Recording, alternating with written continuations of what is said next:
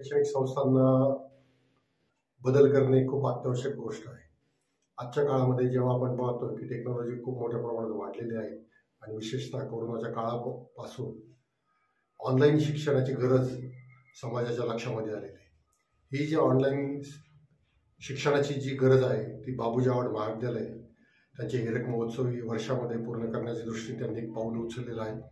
अतिशय उत्कृष्ट असं मीडिया सेंटर या ठिकाणी बाबू जवाहर महाविद्यालयाच्या द्वारे सुरू करण्यात आलेलं आहे आणि या मीडिया सेंटरच्या माध्यमातून विद्यार्थ्यांना त्यांना आवश्यक असणारा जो अभ्यासक्रम आहे विविध विषयांचा तो यूट्यूब चॅनलच्या द्वारे इथून पुढे पाहायला मिळणार आहे आणि ही खरं पाहता विद्यार्थ्यांसाठी खूप मोठी उपलब्धी आहे.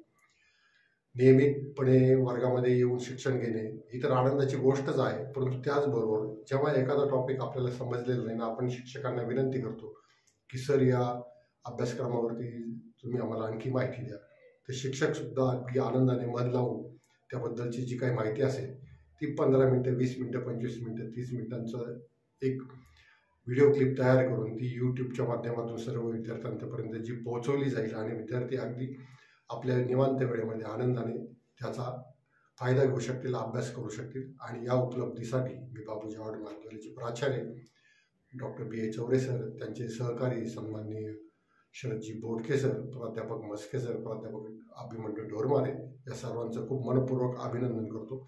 तुम्हाला या मीडिया सेंटरसाठी यूट्यूब चॅनलसाठी हार्दिक शुभेच्छा.